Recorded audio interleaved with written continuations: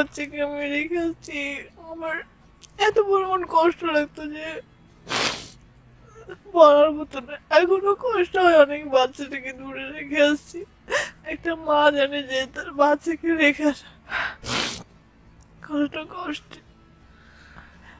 আমরা কিছু গল্প অবিশ্বাস্য হলেও সত্য। দুপুরে বাসায় দেখলাম খাবার কিছু নাই, ফ্রিজের ভিতরে বরফ থাকতো, বরফ আমি কামড়ায় কামড়ায় খাইতাম।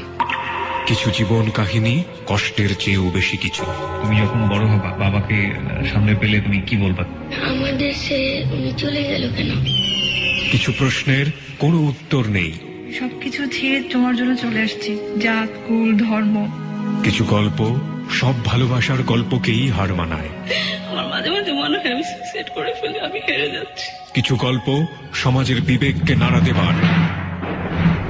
জীবনের গল্পে কান পাতুন। আমার যখন আমি ফার্স্ট ক্লাস 9-এ শেষ, নিউটনে উঠবো, সেই সময়টুকুতে আমি আমার সেই ছেলেটার সাথে পরিচয় হয়। সেই ছেলেটা আমাদের গ্রামে আসছিল তার কাজের জন্য আর কি। তো মাঝে মাঝে দেখা হতো, দেখা হয়, তারপরে আমাদের মধ্যে কমিউনিকেশন হয়। একটি সময় তার ফোন নাম্বার আমাকে দেয়। তো আমার বাবার তখন ছোট একটা ফোন ছিল, সেটা থেকে আমি তার সাথে মাঝে মাঝে কন্ট্যাক্ট করতাম। তো একদিন আমি সেই নাম্বারটা ডিলিট করতে পারি নাই, যে নাম্বারটা আসলে কিভাবে ডিলিট করে সেই ফাংশনগুলো আমি তখন জানতাম না। তো আমার বাবা যখন সকালে উঠে দেখে যে সেই নাম্বারটা ফোনে, বাট এটা কার আননোন নাম্বার, তো আমার ভাইয়াকে বলে, নাম্বারটাতে তখন কন্ট্যাক্ট করে। তো সেই ছেলেটার সাথে আমার এই টোটালি যে জানতে পারাটা, সেটা 2 মান্থের মধ্যে এরকম ছিল। তো তারপরে সেই ছেলেটার সাথে যখন আমার ভাইয়া কন্ট্যাক্ট করে তার সামনে যায়, তাদের মধ্যে একটা গন্ডগোল সৃষ্টি হয় যে আমার বোনের সাথে কেন এরকম করছে। প্রতিটা ফ্যামিলিতে এরকম যে কেউ চায় না যে তার বোন অন্যজনের সাথে কথা বলুক, আননোন পারসন, বা একটা ভুল ডিসিশন নিক বা কিছু করুক। তো আমার ভাইয়া ছোট থেকে অনেক শাসন করে, বড় ভাইয়া। তো সেখানে আমার ভাইয়া তখন সেই ছেলেটাকে বলেছে আমাদের এলাকায় না থাকতে, চলে যেতে। তো তার বাসা ছিল নাটোরে, তো চলে যায়। তা আমি তখন থেকে আমার ফার্স্ট যে তার উপর একটা ফিলিংস কাজ করতো বা কিছু প্রেজেন্ট, যে একটা লাইফ, বাস্তব লাইফ, সেই সম্পর্কে আমি জানতাম না। তো যতটুকু আর কি ফিল কাজ করতো ওর উপরে, তো আমি অনেকটা উইক হয়ে গেছিলাম। প্রায় 2 মান্থ খাওয়া, স্টাডি সব কিছুই অফ। আমি আসলে বুঝতে পারছিলাম না যে কি করবো। আমি মেন্টালি অনেক উইক, ফিজিক্যালিও অনেকটা শরীর একদম ইয়ে হয়ে গেছে। তারপরে আমি আবার ভাবলাম যে না, আমাকে স্টাডি করতে হবে, আমাকে আমার লাইফে ডেভেলপ হতে হবে, তাকে দেখাতে হবে যে ভালো একটা আমি কিছু করব। তো তখন আবার স্টাডি শুরু করি 2014 সালে। তো আমি এই এসএসসি পরীক্ষা দিই। এসএসসি পরীক্ষাতে আমার ভালো একটা সেরকম একটা রেজাল্ট আসে নাই, তবে আসছিল আলহামদুলিল্লাহ। তো তারপরে আমার সেই ছেলেটার সাথে আবার কন্ট্যাক্ট হয়। তো তখন আমরা ফ্রেন্ডলি কথা বলতাম, মাঝে মধ্যে ফ্রেন্ডলি কথা বলতাম। তো আমার ফ্যামিলি থেকে আমার ভাইয়ার অনেক হার্ড রুলস ছিল, বা বাবারও। আম্মু হয়তো বা একটু সাপোর্ট করতো, কিন্তু বাবা মোটেও, বাবা বা ভাইয়া করতো না। তো বাবা একটু ছিল, কেয়ারলেস ছিল আর কি, যে অতটা করতাম। কিন্তু ভাইয়া অনেক হার্ড রুলস করতো, যে কোনো বিষয়ে বলতো যে এটা করেছো কেন, এটা করবা কেন, এই দিয়ে কী হবে, এরকম, এখানে যাওয়া যাবে না, এরকম করা যাবে না, এরকম। তো তারপরে তারা চলে যায় যখন আমি এরকম মেন্টালি শিখছিলাম। তারপর আবার স্টাডি করে এক্সাম দিলাম। তো যখন সেই ছেলেটার সাথে একদিন আমার ঈদের দিন, রোজার ঈদ ছিল, তো আমি বিকেলবেলা সন্ধ্যার একটু আগে কথা বলছিলাম সেই ছেলেটার সাথে, না আরেকটা ফ্রেন্ডের সাথে কথা বলছিলাম। তো আমি তখন ফ্রেন্ডদের সাথে এরকম আড্ডা টাড্ডা দিতাম। তো আমি একটা ছোটো বাটন ফোন হচ্ছে যে আমার এসএসসি পরীক্ষার পর কিনেছিলাম। তো ওইটা দিয়ে যখন আমি ফ্রেন্ড সার্কেলদের সাথে কথা বলতাম, তো সেদিন কথা বলতে বলতে ভাইয়া আমাকে দেখেছে যে আমি ফোনে কথা বলছি। তো আমার ভাইয়া আমাকে কিছু না জিজ্ঞাসা করেই আমার গায়ে হাত তুলে আমাকে এত জোরে একটা চড় মারে যে আমার ঠোঁট কেটে যায়, মানে ঠোঁট কেটে একদম রক্ত বের হয়। অ্যান্ড যখন আমি ফোনটা আমি দিচ্ছিলাম না, তো গাছের ডাল ভেঙেও আমাকে মানে কয়েকটা মারছে। তো আমি ওখানে অনেকক্ষণ কাঁদছি। তখন তুমি কোন ক্লাসে পড়ো? আমি তখন এই এসএসসি পরীক্ষা এসএসসি পরীক্ষা দিয়েছো? হ্যাঁ। মানে কলেজে উঠবে, হ্যাঁ, রেজাল্ট দেয়নি তখনো? রেজাল্ট দেয়নি। বাট ওই সময় তুমি নিয়মিত এরকম ফোনে কথা বলতে? নিয়মিত না, মানে কথা বলতাম কিন্তু ফ্রেন্ডদের সাথে কথা বলতে? হ্যাঁ। আর ওই ছেলেটার সাথে আর যোগাযোগ করতে না? না, তখন আমার সাথে কন্টাক্ট মানে ছিল না। তখন ওই ছেলের সাথে তোমার আর যোগাযোগ ছিল না? হ্যাঁ। আচ্ছা, মানে মানে এইরকম কি হয়েছিল যে ছেলেটাকে একেবারে তোমার ফ্যামিলি থেকে বলা হলো যে ওই জায়গা থেকে ছেড়ে চলে যেতে হবে? আসলে গ্রামের লোক তো এরকম তখন ছিল যে এখন যেমন এটাকে সবাই ইজি ভাবে নেয়, আচ্ছা। রিলেশনশিপ বা অনেক ফ্যামিলি মেনে নেয় হ্যাঁ। যে তারা পছন্দ করেছে বা কিছু, বা মানে তোমার কি ওই ছেলেটার সাথে রিলেশনশিপ ছিল না ফ্রেন্ডশিপ ছিল তখন? আমার তখন রিলেশনশিপ ছিল। রিলেশনশিপ ছিল? হ্যাঁ, মানে এই যে রিলেশনশিপটার বয়স কত যখন তোমার, মানে কতদিন হয়েছিল সম্পর্কটার? 3 মাস হয়েছিল তখন। 3 মাস হয়েছিল। হ্যাঁ। বাসায় জানাজানিটা হলো কিভাবে? ওই যে ফোনে যে আমার নাম্বার ডিলিট করতে পারি ওই কারণে তোমার মানে জেনে গেল বাসায়? হ্যাঁ। আচ্ছা, এই যে ছেলেটা চলে যাওয়ার পরে তোমার সাথে সে আর যোগাযোগ করে নাই বা তুমিও করো নাই? না, মানে তার ফোনও সে বাসা থেকে নিয়ে নিয়েছিল, আর আমার তো ফোনই ছিল না তখন, বাবার ফোন, তো কেউ আমাকে তখন ফোন দিত না। আচ্ছা, ঠিক আছে। তার মানে ওই ছেলেটা চলে যাওয়ার পরে তুমি তোমার বন্ধুদের সাথে কথা বলতে তখন ফোনে? তখন আমি মেন্টালি সিক ছিলাম, তখন আর কারোর সাথে এই যে ফোনে মেন্টালি সিক বলতেছো, এটা কিসের জন্য? মানে ও চলে গেছে এই জন্য, এই দুঃখে? হ্যাঁ, আমি অনেক কষ্ট পেয়েছিলাম, কারণ তখন তো আমি আসলে বুঝতাম না যে আচ্ছা। মানে বাস্তব লাইফ কি, তো ইমোশনালি একটা ফিল কাজ করতো। তো খুব কষ্ট লাগতো যে না, তাকে পেলে মনে হয় আমি হ্যাপি হতাম, বা সে কেন চলে গেছে, তাকে ছাড়া আমি বাঁচবো না, আচ্ছা। এরকম টাইপের মানে এরকম একটা অনুভূতি হতো। হ্যাঁ। আর এই জন্য তখন তুমি ওই সময়টাতে আরো বিভিন্ন ফ্রেন্ডদের সাথে ফোনে কথা বলতে, আর এই ব্যাপারটা তোমার ভাইয়াটা নিতে পারে না এবং সে একদিন তোমার থেকে ফোনটা চায়, তুমি ফোনটা দাও নাই। আচ্ছা, ফোনটা দিচ্ছিলা না কেন?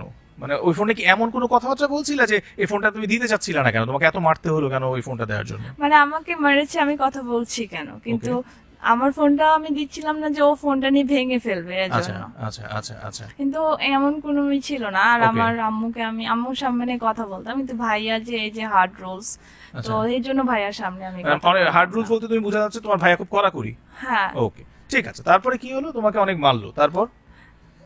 তখন আমি সেদিন মানে রাত্রে আমার এমন একটা রাগ হলো যে আমি বাসা থেকে থাকবো না। মানে আমি আসলে জানি না কোথায় যাব বা কি করব, তো আমি ভাবলাম যে আমি বাসায় থাকবো না। তো যখন রাতে যখন সবাই ঘুমিয়ে গেছে, তারপর আমি সেখানে আমার একটা পাশের গ্রামে একটা ফ্রেন্ড আছে, তাদের বাসায় চলে যাই। চলে যাওয়ার পর সেখানে ওদের ফ্যামিলি আমাকে বুঝায়, ঠিক আছে আসছো, সকালবেলা আবার বাসায় যাবা বা আমার ফ্যামিলিকে বলে জানাবে। তো তারা যখন এভাবে বলে, তো আমি অনেক সকালে উঠে, তো আমি যতটুকু আর কি চিনতাম সেখানে গিয়ে আমি একটা বাসে উঠি। সেখানে গিয়ে তারপরে আমাকে ফেরিঘাটে নামিয়ে দেয়, সেই জায়গাটার নাম ছিল ফেরিঘাট, ওখানে নামিয়ে দেয়। ফেরিঘাটে নামার পর আমার যে এসএসসি পরীক্ষার সময় আমার উপবৃত্তির টাকা ছিল আমার কাছে 2200 টাকার মতো। তো সেই টাকাটা আমার কাছে ছিল, তো ওইটা দিয়ে আমি একটা ছোট একটা ফোন কিনি। ফোন কেনার পর আমার হচ্ছে যে যে ফ্রেন্ড সার্কেলগুলোর সাথে কথা বলতাম, যে আমরা ছিল, তাদেরকে আমি সবাইকে যে নাম্বারগুলো মুখস্থ ছিল আর কি, তাদেরকে ফোন দিই। তো যখন আমি ফোন দিই, তো তারা আমার কেউ বাসায় আসে নাই, কিন্তু যে ছেলেটার সাথে আমার পরে আবার যে মানে ওই নাম্বারটা আমার কাছে ছিল, তো আমার যখন মাঝে মাঝে ফ্রেন্ডের মতো কথা হতো, তো আমি তখন তাকে আবার ফোন দিই। তো সেই ছেলেটা আবার আমাকে বলে যে ঠিক আছে, তাহলে তুমি রাজশাহীতে আসো, এখানে হচ্ছে যে আমাকে ঠিকানা দেয়। তো আমি তখন রাজশাহীতে আসি। তো রাজশাহীতে আসার পর সে আমাকে ওই যে সব ঠিকানা দেওয়ার পর সে আমাকে ওখান থেকে নিয়ে যায় নাটোরে। তারপরে ওখানে একটা জায়গায় আমাকে বসায়, বসে আমাকে কিছু পানি টানি সব দেয়, তো আমি ওখানে খাই। তারপরে ওরাও আমাকে বোঝায় যে আসলে এটা ঠিক না বা কিছু, কিন্তু ছেলেটা আমাকে যে ওই যে আগে ভালোবাসতো and আমিও ভালোবাসতাম, সেটা নিয়ে আমি হচ্ছে যে মানে করতাম যে না, আমি তাও একটা হয়তো বা ভরসার জায়গা পেয়েছি, আমি আর বাসায় যাব না, বা ও যদি আমাকে নাও বিয়ে করে তো আমি তাও বাসায় যাব না, কিন্তু কি করব সেটা আমি জানি না। আচ্ছা। তো তারপরে আমি যখন সেখানে ওর কাছে ছিলাম, তো ওর সাথে যে ফ্রেন্ডরা ছিল, একটা ফ্রেন্ড ছিল, ওই ফ্রেন্ড ওর ফ্যামিলিকে জানিয়ে দেয় ছেলেটার যে আপনার ছেলে একটা মেয়েকে নিয়ে আসছে। তো ছেলেটার আম্মু তখন চলে আসে ওই জায়গাতে, তারপরে আমাকে নিয়ে যায়। নিয়ে যাওয়ার পর ও দাদু বাসায় রাখে, তো দাদু বাসায় তারপরে ওই ছেলেকে ওর আম্মু অনেক মারে, তারপরে বলে কেন এটা করেছো। তারপরে আমাকে নিয়ে আবার ওর ছেলের খালার বাসায় নিয়ে যায়। কিন্তু এগুলো আমি কিছু চিনতাম না, কিন্তু ওই যে ছেলেটার আম্মু অনেকবার করে মানে বলছে যে এটা করা যাবে না, বা ছেলেটার এজ আমার থেকে 2 ইয়ার্স এর বড় ছিল, আচ্ছা সেও সেরকম একটা ম্যাচুর ছিল না, আর আমি তো টোটালি না, তখন আমার এজ ছিল 16। ওকে তো ওখানে নিয়ে যাওয়ার পর ওখানে যখন ওর আশেপাশে গ্রামের মানুষ জানতে পারছে, তো সবাই অনেকজন আসছে। ওরা আমার যে সেই ছেলেটার আম্মু আমার উপরেও হাত তুলছে যে আমি বিয়ে দিব না, তুমি কেন আসছো, তো আমাকেও জ্বর টর একদম মারছে। তো আমি একদমই এরকম মানে এই যে আমার একটা ভয় কাজ করছে যে আমি শুধু সেই ছেলেটাকেই চিনি, আর কাউকে চিনি না।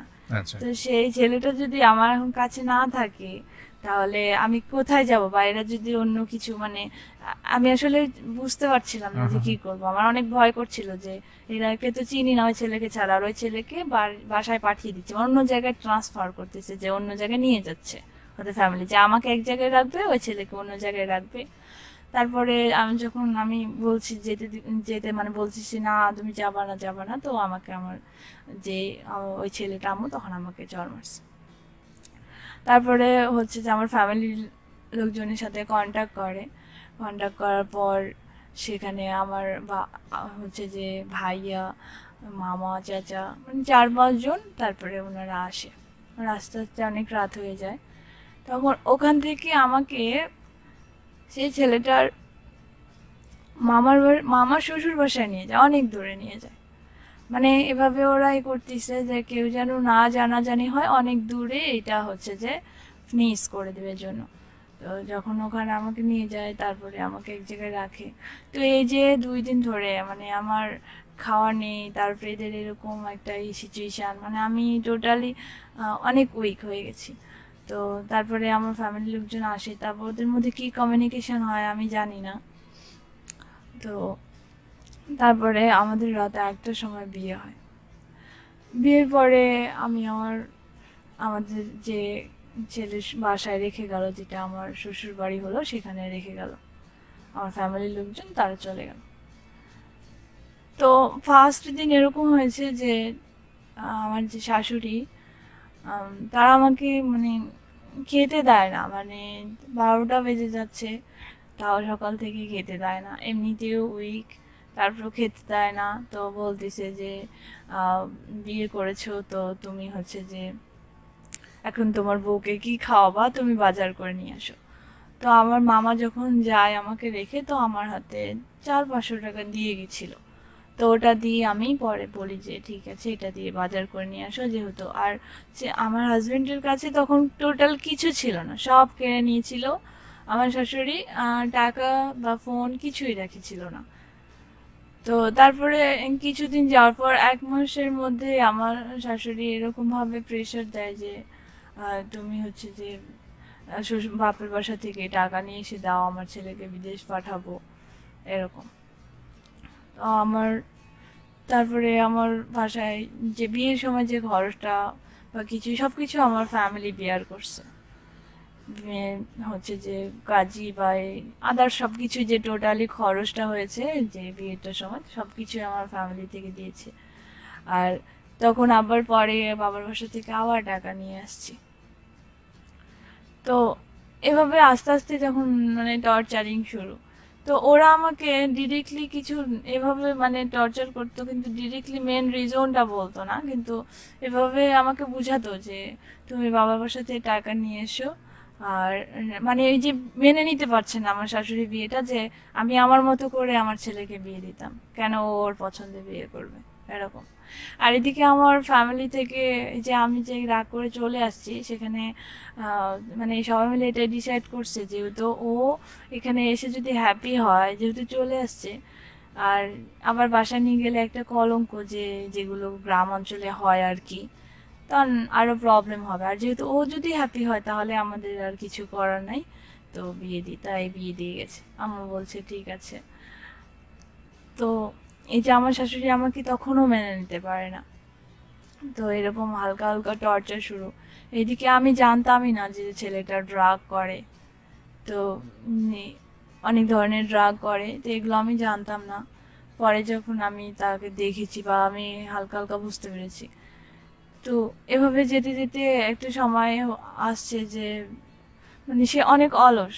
আর একদিন যদি মানে কাজ করে বা অন্যদিন করে না, এরকম কিছু, মানে ফ্যামিলিতে ক্রাইসিস লেগেই থাকে।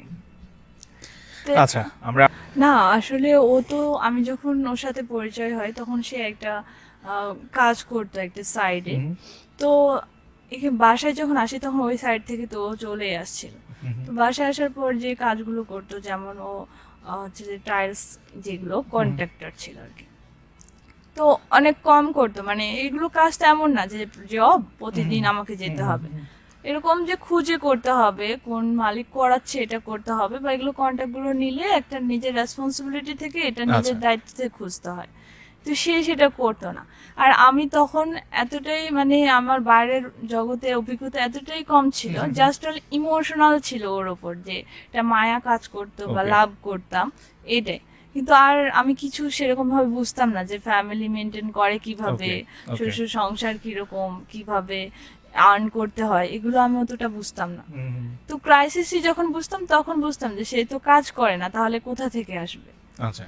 কারণ আমি তো বাবার বাসায়, আমরা মধ্যবিত্ত ফ্যামিলি, হুম, হুম, তো কখনো বাবা এরকম আমি হইনি যে না খেয়ে থেকেছি, কিন্তু শ্বশুরবাড়িতে যে এরকম হয়েছে যে আচ্ছা, তাদের হয়তো বা দিন এনে দিন খেয়েছে, কিন্তু আজকে কি খাবো বা কালকে কি খাবো, মানে কালকে থেকে পরশু কি খাবো, এরকম ভাবে কোনো কিছু থাকতো না। ওকে। তারপরে কি হলো? তো এরকম চলতে থাকে। তো তার হচ্ছে যে মানে এর মধ্যে আরো প্রবলেম হয়, যে তার ফিজিক্যালি প্রবলেম থাকে, সেগুলো নিয়েও ফ্যামিলিতে প্রবলেম ক্রিয়েট হয়। তো আমি কখনো এটাকে ইস্যু করিনি লাইফে, যে আমি তাকে, এটাই শুধু জাস্ট অনলি আমি ওর জন্য ফিল হতো যে আমি ওকে লাভ করি, আমি শুধু ওকে লাভ করি, ও জাস্ট অনলি আমাকে লাভ করবে, আমার রেসপন্সিবিলিটি নিবে, এটাই ওর থেকে আমি এক্সপেক্ট করতাম। যদি আমি এরকম এখন যেরকম বুঝি, সে তখন সেই টাইমে যদি আমি বুঝতাম, অবশ্যই আমি এগুলো দেখতাম যে তার রেসপন্সিবিলিটি কেমন, কেয়ারিং কেমন, সে আমাকে আসলেই আমরা সংসারে হ্যাপি থাকতে পারবো কিনা বা কন্টিনিউ থাকতে পারবো কিনা, সে কিভাবে মানে আর্ন করবে, এরকম টাইপের। তখন আমি এসব সেরকম একটা বুঝতাম না। তো ওর ফ্যামিলি থেকে ওকে, ওর সাথে ওরই হতো যে আসলে একটা ছেলে যখন বাবা মার উপরে থাকে তখন যেরকম থাকে ন্যাচারালি, কিন্তু যদি একটা সংসার লাইফে যায় অবশ্যই তার মেন্টালিটি এমন হতে হবে, অনেক রেসপন্সিবিলিটি নিতে হবে। কারণ সে এখন আমাদের মানে সে আমাকেও জব করতে দিত না, কারণ আমি তখন এসএসসি পাস করেছিলাম। আমি প্রাইভেট পড়াতাম আর কি, দু একটা বাচ্চাকে পড়ে, কিন্তু সেটাও আমাকে করতে দিবে না, মানে এরকম। মানে ওর একটা মেন্টালিটি এমন ছিল, আমি ফার্স্টে বুঝতে পারতাম না, যে লেম টাইপের, যে আমার বউকে দিয়ে আমি কিছু করাবো না, সেটা আমি না খাইয়ে রুমের মধ্যে রাখি, কিন্তু আমি কিছু করতে দিব না। মানে এটা কেন আমি আসলে তখন বুঝতে পারিনি। তো তারপরে আমার এরকম যাওয়ার পর আমার হচ্ছে যে 1 বছর হয়ে যায়, 1 বছরে এরকম অনেক ছোট ছোট সমস্যা সৃষ্টি হয়, অনেক ক্রাইসিসে যাই, এগুলো নিয়ে অফল আমি আমার যে একটা ফিউচার বানাবো বা কিছু, তখন আমি আমার অনেক কিছু বুঝি, তো কিছুই সে তখন আমি করতে পারি না। তো রোজার দিন, আবার রোজা আসছে, রোজার দিন, তো আমি রোজা ছিলাম। তো ছোটখাটো একটা ফ্যামিলি নিয়ে কিন্তু হয়ই সবার ফ্যামিলিতে। তা আমরা একটা বিষয় নিয়ে হয়তো বা একটু কথা হয়েছে, তো কাজের সাইড থেকে এসছে আমার হাজবেন্ড, তো আমার শাশুড়ি সেটা যখন ওর সামনে প্রেজেন্ট করেছে, তো সে আমাকে মানে মানে এত ক্ষুব্ধ আমার উপর, যে রোজার দিন, তো আমাকে এমন ভাবে মেরেছে যে আমার ডান সাইড মানে হাত অ্যান্ড পা পুরোটা কেটে কেটে গেছে। আমি আসলে বুঝতে পারছিলাম না যে আমি যাকে এতটা লাভ করি সে আমাকে কিভাবে একটা মানে এভাবে কিভাবে মারতে পারে, যে আমাকে মেরেছে, কেটে কেটে গেছে, রক্ত বের হচ্ছে, তবুও আমার দিকে সে করে না, মানে এরকম একটা তার মধ্যে বিহেভিয়ার। তো সেদিন আমাদের বাসার দুই দিকে গেট লাগানো, তো কাউকে আমার শাশুড়ি ভিতরেও আসতে দিচ্ছে না, যে কিন্তু ও একা মানে ধরার চেষ্টা করতেছে, আদৌ জানি না যে মন থেকে নাকি জাস্ট দেখানো। তো তখন আমাকে তারপরে সবাই আসে। তো সেদিন আমি রাতে থাকি, তো আমি মানে আমার ফ্যামিলিতে জানাই, তো আমার ফ্যামিলির ডিসিশন নেই, ঠিক আছে তো আমার মেয়েকে পাঠিয়ে দেন, আমরা দেখছি, বুঝাবো। রাতে আমাকে মামা ফোন দিয়ে বলে যে ঠিক আছে থাকো, কথা বলো, দেখো মেডিসিন আনতে বলো। তো আমি তাকে বললাম যে আমার তো কেটে গেছে, ব্যথা হচ্ছে অনেক, তো আমাকে মেডিসিন নিয়ে আসার জন্য। সে আমাকে সেদিন মেডিসিনও নিয়ে এসে দেয় নাই। তো আমার আরো প্রচন্ড কষ্ট হয় যে ঠিক আছে, আমি দেখেছি অনেক মানুষ যে রাগে আমাকে কাউকে মারলে সেটা আবার পরে ভালোবাসলে সেটা ঠিক ঠিক হয়ে যায়।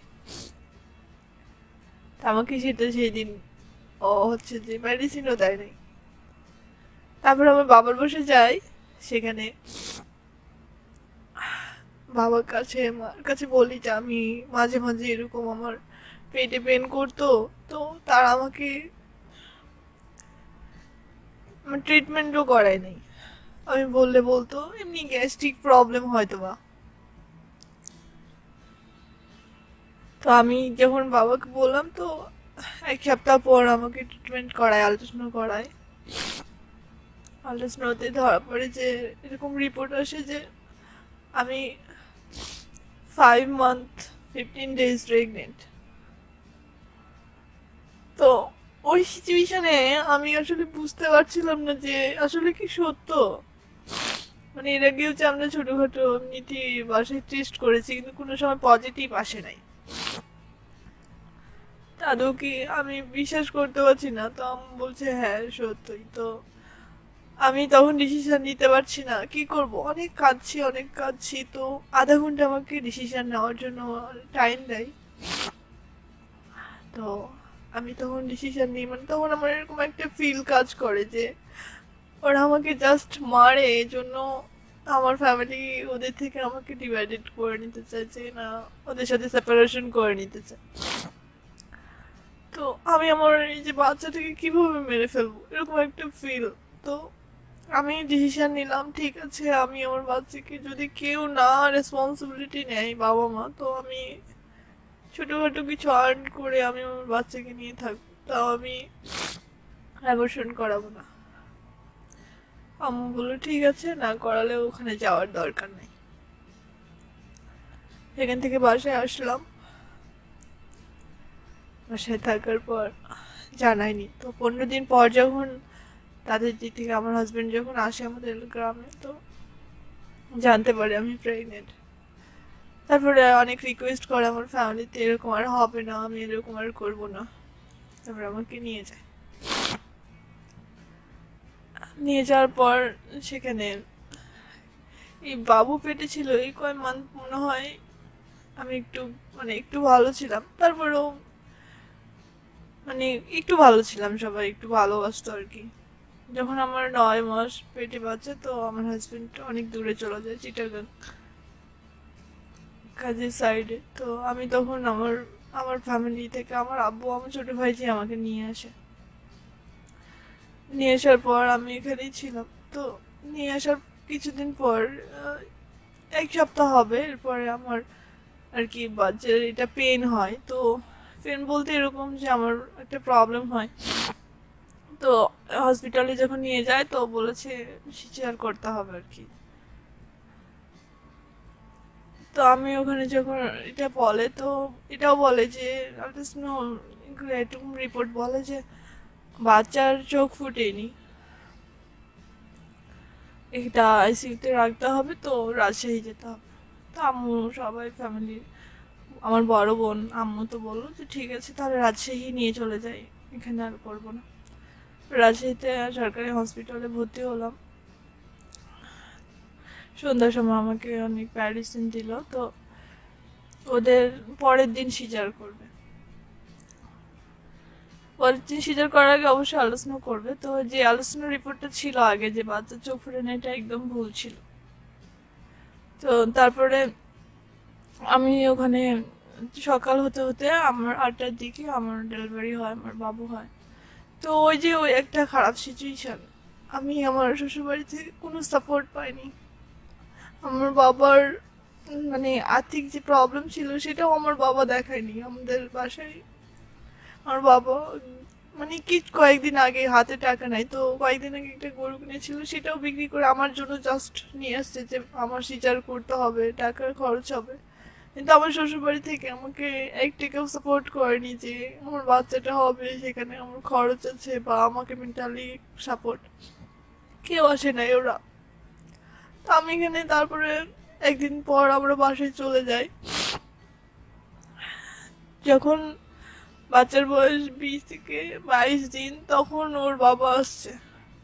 কিন্তু এই যে এগুলো সব খরচ বা কিছু, বা দেখতে আসা, বা আমরা আদৌ কেমন আছি, এগুলো ওরা মনে হয় সেরকম একটা খোঁজ নিত না, দেখতে আসা তো দূরের থাকা। তো আমি আমার ফ্যামিলি যখন আসছি, তারপরে তার বাবা দেখে যায়। তারপরে আমার শাশুড়িরা আসে যখন বাচ্চার বয়স 30 দিন, 1 মাস। ওখানে আসার পর ওরা আমাকে নিয়ে যায়, বাচ্চাকে নিয়ে যায়, 1 মাসের বাচ্চাকে। তো আমার শ্বশুর বাসাতে এই ছিল টিউবওয়েল যেগুলো বলে ওগুলো, মানে আমাদের ওদিকে পুকুর নাই। তো বাচ্চার কাপড় চোপড় বা নিজের এগুলোতে আমার অনেক কষ্ট হতো, যে আমি নাও, আমার বাচ্চাটা ছোট, বা নিজের শারীরিক প্রবলেম। তো আমাকে এগুলো কষ্ট করে আমি করেছি, আমি কখনো কিছু বলিনি। এমনকি আমি বাচ্চাটাকে মানে গোসল করাতে পারতাম না, আমাকে এরকম কিছু, মানে বাসায় আম্মুর বাসায় থাকতে তো আম্মুই সব করাতো, কিন্তু আমার শাশুড়ি তো ওটা করালেও অনেক করে করতো। বাচ্চার বয়স যখন 2 মাসের মতো, তো আমরাকে মানে ফ্যামিলিতে আবার গন্ডগোল লাগে ছোটখাটো বিষয় নিয়ে। তো ওদের ফ্যামিলিতে আমি দেখেছি যে ওরা সবাই টর্চার করে। যেমন আমি শুনেছি যেটা, যে আমার শ্বশুর নাকি আমার শাশুড়িকে মারত। আর আমি দেখেছি নিজের চোখে যে আমার ভাসুর, আমার যা যেটা, তাকে মারতো। আর আমার হাজবেন্ডও আমাকে মারছে। তারপরে আমি আমরাকে বাসা থেকে বের করে দেয়, তো এক জায়গায় যেয়ে ভাড়া থাকি। তো ও যেরকম একটা আর্ন করতো, সেটা দিয়ে অনেক ক্রাইসিসই চলতে পারে, অনেক কষ্ট হতো চলতে। তো আমার বাবার বাসা থেকে অনেক সাপোর্ট করতো। এই করতে করতে প্রায় 5-6 মাস বাইরে থাকার পর আবার ফ্যামিলিতে নিয়ে আসে। আবার মাঝে মাঝে এই করতো। তো আমার দেখেছি যে ওরা আমাকে এমন ভাবে মানে ভিতর ভিতর কষ্ট দিত, খাওয়া বলেন, কাপড়ের বলেন, মানে আবার এরকম ভাবে বলতো যে তুমি এভাবে থাকতে পারলে থাকো, না হলে চলে যাও। তা আমার তারপরে এভাবে চলতে চলতে একটা সময় এমন আসছে যে আমি করতে পারছি না। কিন্তু ওকে আমি অনেক সাপোর্ট করেছি, বলেছি যে ঠিক আছে, আমরা ঢাকায় যাই, আমরা 2জন মিলে জব করব, আমাদের একটা ভালো একটা আর্ন হলে 4-5 বছর পর আমরা বাসায় এসে তোমাকে বিজনেস দিয়ে দিব, আমি একটা বাড়ি করব, এরকম। আমার কথা কোনো কিছুই তো সে শুনতো না। তো আমি 17-র দিকে আবার ডিসিশন নিই যে আমার জীবনটা তো এভাবে নষ্ট হয়ে যাচ্ছে, প্রতিটা দিন তিলে তিলে মরা চাইতে, আমি আবার স্টাডি শুরু করব। সে আমাকে বিয়ের আগে বলতো, যে যখন রিলেশনশিপে ছিল তখন বলতো যে না তোমাকে পড়াবো। বিয়ের পরও ফার্স্ট টাইম বলতো হ্যাঁ তোমাকে পড়াবো, কিন্তু আর পড়াই নেই। আমার শাশুড়ি বলে যে পড়ালে যখন পড়ে বড় ভালো চাকরি করবে তখন তোমাকে রেখে চলে যাবো। আর এই যে একটা মেন্টালিটি গুলো ওদের মধ্যে কাজ করতো, যেটা আমাকে সবসময় কষ্ট দিত। তারপরে আমি স্টাডি আবার একটা ছোটখাটো একটা জব নিয়ে 2-3 মাস করার পর সেটা আমি সেই টাকা দিয়ে 2018 সালে এইচএসসি পরীক্ষা দিলাম। এইচএসসি পরীক্ষা দেওয়ার পর সেই সময়টাতে আবার এই পরীক্ষা দিয়ে আবার আমাকে ওরা রিকোয়েস্ট করে নিয়ে গেল। তারপরে আর সেম টর্চার। আমার বাচ্চার এমনও দিন গেছে যে আমি দেখেছি সবসময় যে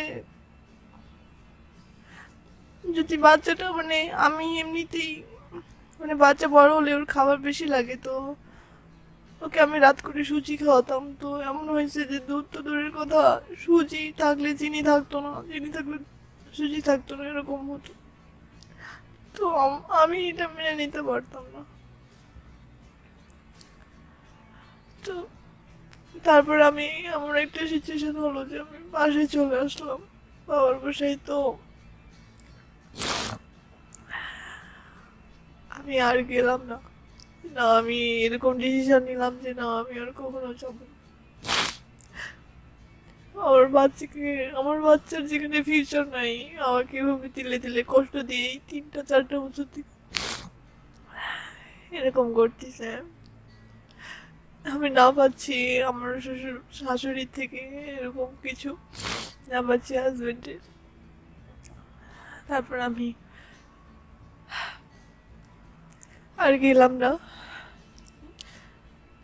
19 সালে আবার আমি পার্স কোর্স ডিগ্রিতে ভর্তি হলাম, ঢাকা আসলাম।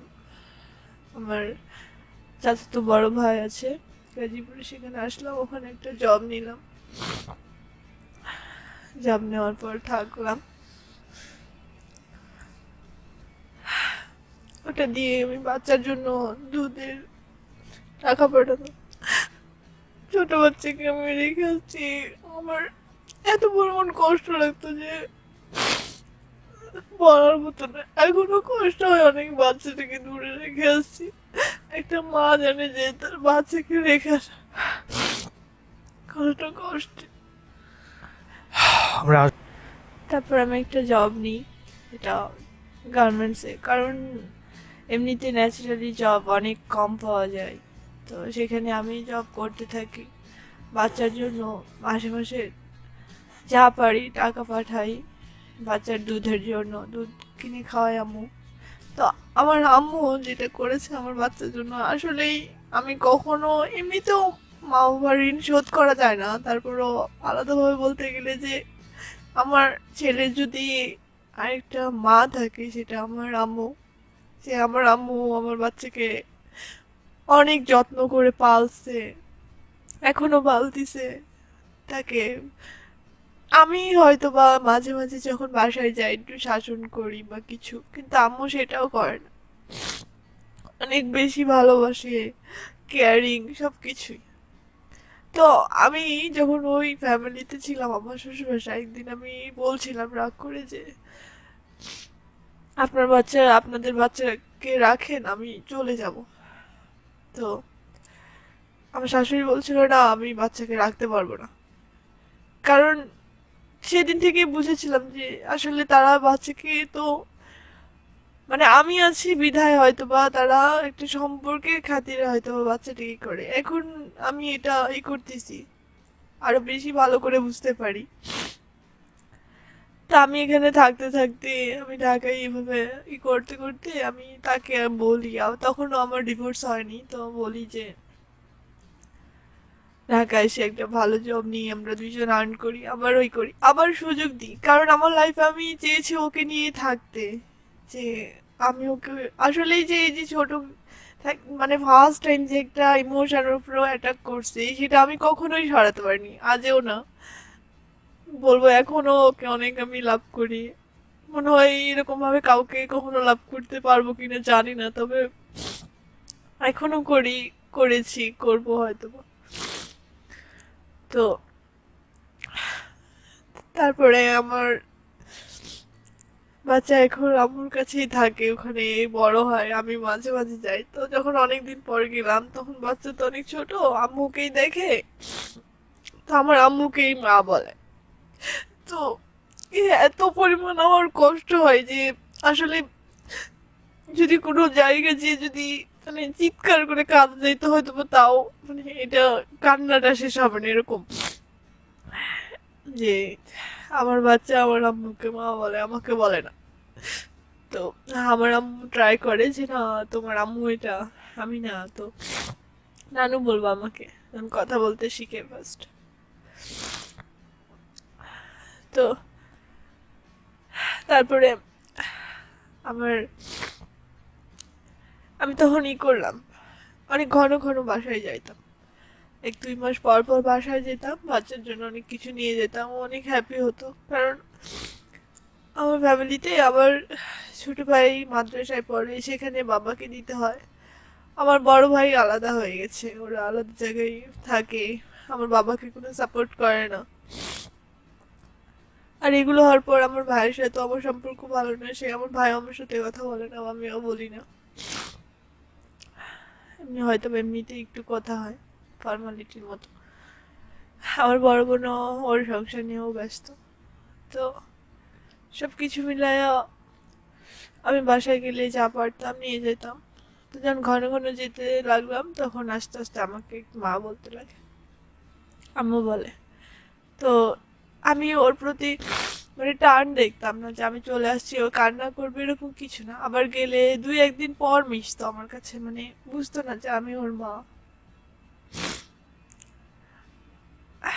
তো আমার এরকম মনে হতো যে আসলে এরকম মা হওয়ার তো কথা ছিলাম না আমি, হয়তো বা এই ভুলের কারণে হয়ে গেছি। তো এরকমটাই স্বাভাবিক।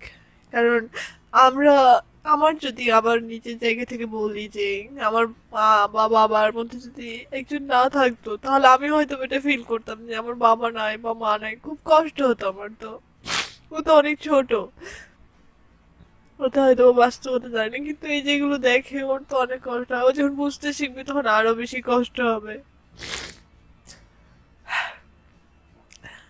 তো আবার এই যে ঢাকা থাকার পর আমি আবার বাসায় গেলাম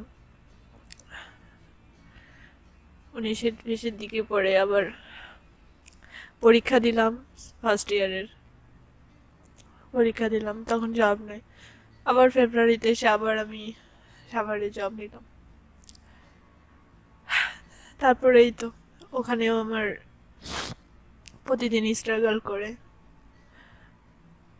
দিন কোনো রকম যাচ্ছে। সো এখন বর্তমানে তোমার হাজবেন্ডের সাথে তোমার ডিভোর্স হয়ে গেল, তাই তো? হ্যাঁ, এই আর সালের মার্চে আমার এটা ডিভোর্স হয়ে গেল। তোমার বাচ্চার কোনো খোঁজ খবর তোমার মানে তার বাবা বা তার ফ্যামিলি থেকে মানে নেয়? এই যে 19 সালেই আমাদের ওই যে তালাক পেপারটা হ্যাঁ। পাঠাইছে ওরা। হ্যাঁ। তারপরে আমরা যে একটা মানে আমি আর গেলাম না, ঢাকায় চলে হ্যাঁ, আসলাম। হ্যাঁ। তার মধ্যে আবার যখন 19 সালে যখন আমার এই যে হ্যাঁ। তালাক পেপারটা পাঠায় আমার বাসায়, তারপর আমি কিছুদিন 15 দিন পর গিয়ে সেটাকে কি করব বুঝছিলাম না। তো দেখলাম যে ওরা আসলে যদি রেসপন্সিবিলিটি নিত তাহলে নিজের থেকেই নিত। আচ্ছা, তার বাবা কখনো তোমাকে ফোন দেয়া বা তোমাদের ফ্যামিলিতে না, ফোন দিয়ে যে তার বাচ্চা কেমন আছে এরকম কোনো খোঁজ খবর কি মানে নিয়েছে? নিলেও কেমন, বাচ্চা তো কথা বলতে চাইতো না, কারণ আচ্ছা। ওরাকে তো সেভাবে চিনতো না বা ওরা দেখতে আসতো না, ফোনে কিভাবে বুঝবে ও। আচ্ছা, আচ্ছা, আচ্ছা। তো তারপর আমি 19 সালে তখন আমি একটা আমাদের নওগাঁ থানায় কোর্টে আমরা ল্যাব এইডে একটা অভিযোগ করি। ওখানে আমার একটা আপু হেল্প করছিল অনেক, আজকে ওনার সাথে হয়তো আমার কন্ট্যাক্ট নাই।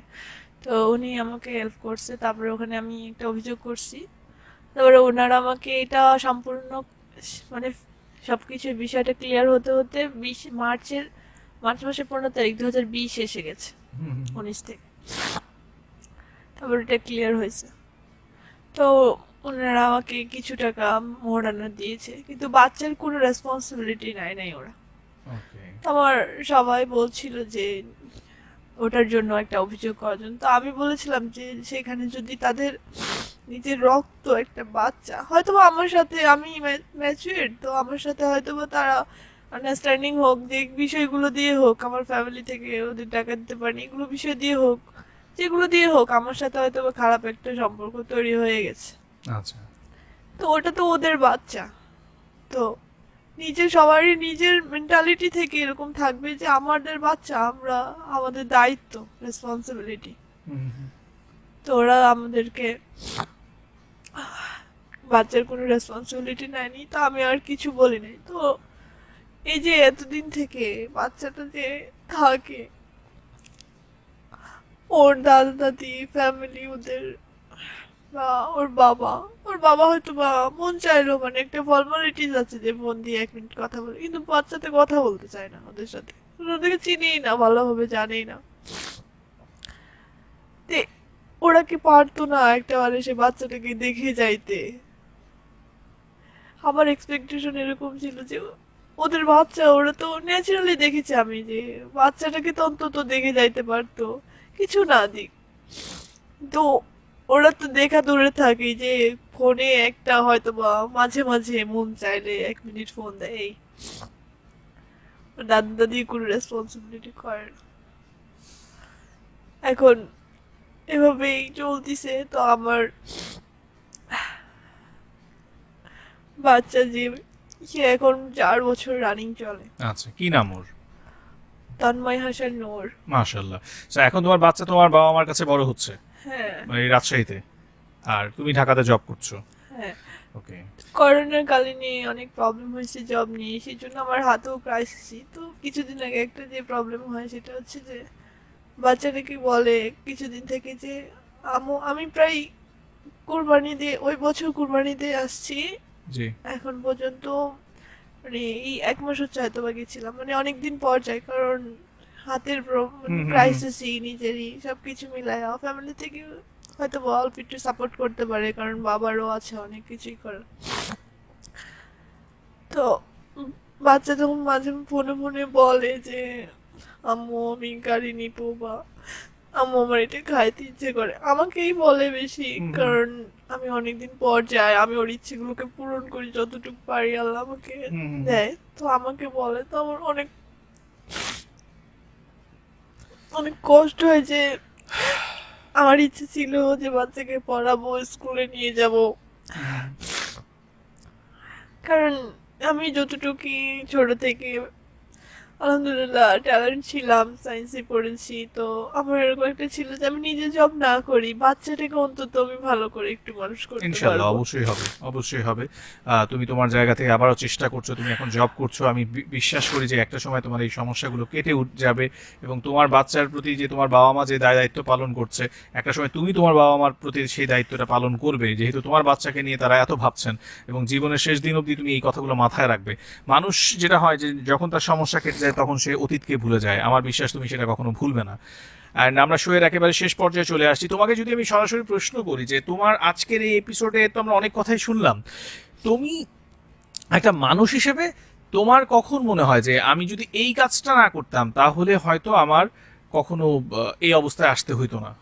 কোন কাজটা না করলে হতো না মনে হয়, মানে মূল ভুল কোনটা ছিল তোমার জীবনের?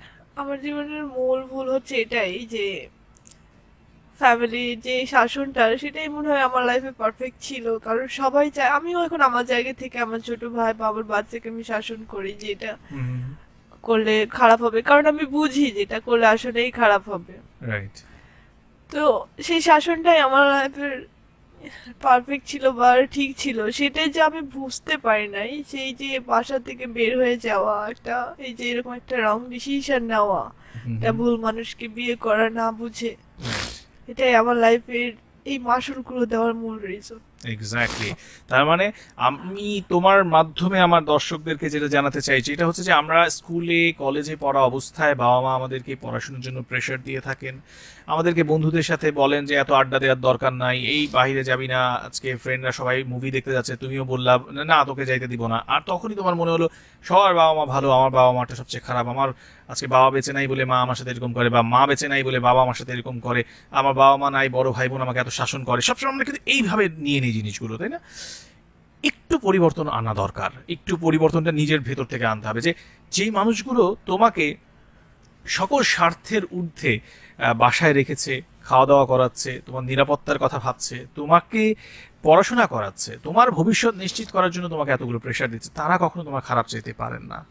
হয়তো তোমার একটা ছেলের সাথে পরিচয় হয়েছে, তুমি তখন সদ্য ক্লাস 9-এ পড়ো বা 10-এ পড়ো, ছেলেটার সম্পর্কে তুমি যেভাবে ভাবো তোমার বাবা মা হয়তো সেভাবে ভাববেন না, কারণ তারা পৃথিবীটাকে তোমার আমার চাইতে অনেক বেশি দেখেছেন। তারা চিন্তা করেন তাদের চিন্তাধারা থেকে, তারা মনে করে থাকেন যে ক্লাস 9-এ পড়া একটা মেয়ে যে ডিসিশনটা নিতে যাচ্ছে সেটি ভুল হতে পারে। তো এই জায়গাটা থেকে তোমাকে সবসময় কি হয় যে আমরা ছেলে মেয়েরা যখন কোনো প্রেমে পড়ে যাই, কাউকে ভালো লাগে, বাসা থেকে যখন বলে যে না এটা করা যাবে না, প্রেম করলে কিন্তু বাসা থেকে বের করে দিব, এই ধরনের কথাবার্তাগুলো যখন হয় তখন আমরা পুরোপুরি ভেবেই নেই আমাদের বাবা মা হচ্ছে ভিলেন আর আমাদের প্রিয় মানুষটা হচ্ছে নায়ক বা নায়িকা চরিত্র, এবং নিজেকে আমরা তখন ভেবে নেই যে আমি হচ্ছে একমাত্র অসহায় মানুষ। এই ধারণাটা থেকে বের হতে হবে, একটু ধৈর্য ধারণ করতে হবে। সম্পর্ক থাকবে, সম্পর্কটাকে স্থির রাখা যায়, সম্পর্কটাকে মাথায় রেখেও সম্পর্ক জীবনটাকে এগিয়ে নিয়ে যাওয়া যায়, এবং সবকিছুর একটা সময় আছে। যেই বয়সে রিয়া বাসা থেকে পালিয়েছিল, যেই বয়স থেকে ও বেরিয়ে গিয়েছিল, যেই বয়সে সম্পর্কে জড়িয়েছিল, সেটি হচ্ছে সমস্যা। সম্পর্কটা কিন্তু সমস্যা নয়। প্রত্যেকটা জিনিসের একটা নির্দিষ্ট সময় থাকে, যেই সময়ের কাজ যদি আমরা সময়ে না করি তাহলে পৃথিবীতে কোথাও না কোথাও গিয়ে হিসেবের খাতায় কিন্তু গরমিল হবেই হবে। এইটা বারবারই প্রমাণিত হচ্ছে আমাদের লাভ স্টোরিতে। আর অভিভাবকদের উদ্দেশ্যে শুধু এইটুকু বলবো যে এই এপিসোডটা আপনারা যারা দেখেছেন, সন্তানের ভালো বা অভিভাবক হিসেবে আপনি আপনার বড় ভাই বোন হয়ে থাকে, আপনার ছোটদের নিশ্চয়ই ভালোটা আপনি চাইছেন, কিন্তু এই যে ভালোটা চাইছেন এটার বহিঃপ্রকাশটা হয়তো একটু ডিফারেন্টভাবে আমরা করে ফেলি। অনেক সময় অনেক বেশি আমরা বকাঝোকা করি, গালাগালি করি, মারামারি করি, হ্যাঁ, যাতা বলে ফেলি। কিন্তু আমরা জানি না যে এই বাচ্চাগুলো বা এই যে এই বয়সটা, বিশেষ করে বয়ঃসন্ধি যে কালটা, এই কালটা আমি আপনি সবাই আমরা পার করে আসছি, আমরা ভুলে যাই আমাদের অতীতটা। এটা হচ্ছে একটা বড় প্রবলেম। হ্যাঁ, ধরেন আমি আমার একটা মেয়ে আছে, সো আমি জানি যে ওকে কিভাবে ট্রিট করতে হবে, কারণ আমার সাথে যা হয়েছে, আমি যদি সেম কাজটা আমি আমার মেয়ের সাথে ঘটাইতে চাই তাহলে আমি যে ভুলগুলো করেছি সেই ভুলগুলো আমার মেয়েটা করতে পারে। তো এই ব্যাপারটাকে আমাকে বুঝতে হবে। আবার আপনি যখন একজন অভিভাবক, আপনাকে এটা ভাবতে হবে, আপনিও কি কৈশোরে ভুল করেন নাই? আপনিও কি কোনো একটা ভুল ডিসিশন নেন নাই? আপনারও কি মন কিছু চায় নাই? তখন আপনাকে যেভাবে রিয়েক্ট করেছে, আপনি যদি এখনো এই 2021 সালে এসে আপনার বাচ্চার সাথে সেই রিয়েক্ট করতে চান, সেটা ঘটবে না, সেটা ফলাফলটা খারাপ হবে। এই জন্য আমি রিকোয়েস্ট করবো, শাসন অবশ্যই করবেন, তবে সেটার ওয়েটা ডিফারেন্ট হতে হবে। সবসময় শুধুমাত্র বাসা থেকে বের করে দেয়া, সবসময় শুধুমাত্র ওর উপরে ডমিনেট করা, এটা কিন্তু শাসন নয়। শাসনের আর অনেক ভাষা আছে। আমার মনে হয় এগুলো একটু শিখি, আমরা নিজেরা নিজেদের উদ্যোগে শিখি। ইউটিউবে প্রচুর ভিডিওস পাওয়া যায় এখন, এগুলো দেখতে পারেন সময়ে। অনেক কিছুই তো সময় নষ্ট করে দেখেন, এগুলোও দেখবেন। যখন আপনি বড় ভাই বোন, আপনি যখন দায়িত্ব নিতে যাচ্ছেন, ছোট ভাই বোনকে পড়াশোনা করাতে চাচ্ছেন, তাকে ভালো রাখতে চাচ্ছেন, তখন ওই একটু সময় দিন তাকে। এবং আমি বিশ্বাস করি যে দুপক্ষকেই এখানে এই স্টোরি থেকে মেসেজগুলো নিতে হবে। তুমি যদি ছোট হও, ক্লাস 8, 9, 10-এ পড়ো বা কলেজে পড়ো বা ভার্সিটিতে পড়ো, তোমাকে বুঝতে হবে যে খালি বাসা থেকে বের হয়ে গেলেই সমস্যা সলভ হয়ে যাবে না। আর তুমি যদি আমার অভিভাবক হও, গার্ডিয়ান হও, তা তোমাকেও বুঝতে হবে শাসনের ভাষাটা কিরকম হইতে হবে, যাতে করে তোমার সন্তান ধৈর্যহারা হয়ে, তোমার ছোট ভাই বোন ধৈর্যহারা হয়ে এমন কোনো ভুল ডিসিশন না নিয়ে নেয় যাতে তোমার মূল উদ্দেশ্যটাই নষ্ট হয়ে যায়, বরং সারা জীবন কিন্তু তখন তোমাকেই আবার কষ্ট পেতে হবে। এই যে সম্পর্কটার থেকে এত কিছু হলো, এই যে শাসন করা থেকে এত কিছু হয়ে গেল, এখন কিন্তু উল্টো হলো, বাবা মা ভাই বোনের মধ্যে সম্পর্ক খারাপ হয়ে গেল, নতুন একটা বাচ্চা পৃথিবী এলো, সেই বাচ্চাটার ভবিষ্যৎটা নষ্ট হয়ে গেল, মানে সবকিছু মিলিয়ে ব্যাপারটা আরো বাজে দিকে চলে গেল, তাই না? তো এই জন্য আমি বলবো যে আমি আমার যেই সাধারণ মানুষ হিসেবে আমার সাধারণ যতটুকু বুদ্ধিমত্তা, সেটাই আমার মনে হয় উভয় পক্ষকেই এখানে আমাদেরকে আসলে বুঝতে হবে। ছোটদেরকে ছোট বিহেভিয়ারই করতে হবে, বড় হয়ে যাওয়ার চেষ্টাটা কমাতে হবে। আর বড়দেরকে আমি উদ্দেশ্য করে অত্যন্ত সম্মানের সাথে বলতে চাই যে আপনারা আরেকটু ধৈর্যশীল হন আপনাদের সন্তানদেরকে লালন পালন করার ক্ষেত্রে। রিয়া, একদম শেষ তোমার কাছ থেকে শুনবো 1 মিনিট। যারা এই মুহূর্তে শুনছে, এরকম অনেকেই আছে যারা হয়তো স্কুলে পড়ে বা কলেজে পড়ে, যারা হয়তো, যাদেরকে উদ্দেশ্য করে আমি এতক্ষণ ধরে কথা বলছিলাম, তুমি তোমার অভিজ্ঞতা থেকে তাদেরকে কি বলতে চাও? আমি এটাই বলতে চাই যে আমার ফ্যামিলিতে আমাদের মা বাবা ভাই বোন অনেকেই থাকে আমাদের সিনিয়র, তারা অবশ্যই যে সাবজেক্টটা যতটা ভালো বুঝে আমরা ততটা ভালো বুঝি না। তো সেই পড়ার প্রেশার হোক বা আদার্স প্রেশার হোক, যদি তারা আমাদেরকে শাসন করে, যেন আমরা এরকম ভাবে মানে বাসা থেকে বের হয়ে যেয়ে বা যে কোনো কিছু ভুল ডিসিশন বা রং ডিসিশন না নিই। কারণ নিলে এই যে যেমন আমি একটা রং ডিসিশন নেওয়ার জন্য আজকে আমার এই সিচুয়েশন ফেস করতে হচ্ছে, আজকে আমি আমার লাইফে একটা ভালো কিছু হতে চেয়েছিলাম, স্বপ্নগুলো সব শেষ হয়ে গেছে। তো আমি চাইবো যেন আমার মতো ভুল কেউ না করে, রং ডিসিশন যেন কেউ না নেয়, আর রাগ করে যেন এরকম ভাবে বাসা থেকে না চলে যায়। অবশ্যই Exactly. যেন একটা বিষয় সিনিয়ররা বললে সেটা বোঝার চেষ্টা করতে হবে, বা বুঝে তারপর ডিসিশন নেওয়া উচিত। True. Thank you so much, তুমি এখানে এসেছো এবং আমাদেরকে তোমার জীবনের যে গল্পটা সেটা আমাদের সাথে শেয়ার করেছো। আমরা আশা করি তোমার সন্তান নিশ্চয়ই তুমি যে ভুলগুলো করেছো, যে শিক্ষাগুলো তুমি পৃথিবী থেকে নিয়েছো, সেগুলো মাথায় রেখে তুমি তোমার সন্তানকে বড় করবে। এবং তোমার বাবা মা অনেক কষ্ট করছেন তোমার সন্তানটার জন্য, সেটাও তুমি মাথায় রাখবে আজীবন। এই সময় হয়তো এই সময় থাকবে না, এক সময় সময়ের পরিবর্তন হবে, জীবনটা হয়তো আরো গুছিয়ে নিবে তুমি। হয়তো আজকে যে অর্থনৈতিক কষ্টের কথা তুমি বলছো এটাও থাকবে না, এক সময় এটার পরিবর্তন আসবে। এটি পৃথিবীর নিয়ম, সুখের পরে দুঃখ আসে, দুঃখের পরে সুখ। বাট আমি বিশ্বাস করি সেদিন তুমি আজকের এই দিনগুলো, এই যে অতীতের ভুলগুলো, এগুলো ভুলে যাবে না।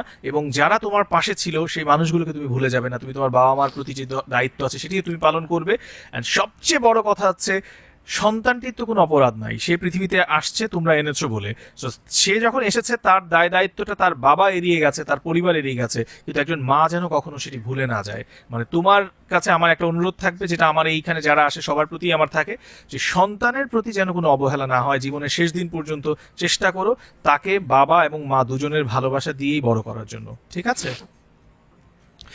শেষ হলো আমার আজকের এপিসোড। উদ্ভিদ আল কোরআনের প্রথমে আল্লাহ তাআলা বলেন, এটি সেই কিতাব যার সন্দেহ করার কোনো অবকাশ নেই। আল কোরআনের ইসলামী সারিয়ার প্রধান উৎসব।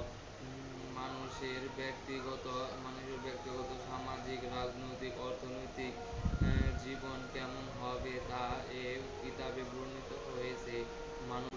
এতে উল্লেখিত সকল প্রকার আদেশ নিষেধ ও বিধিবিধান সমগ্র বিশ্বের সকল মানুষের জন্য গ্রহণযোগ্য ও গ্রহণযোগ্য, যুগোপযোগী ও যুক্তিসঙ্গত।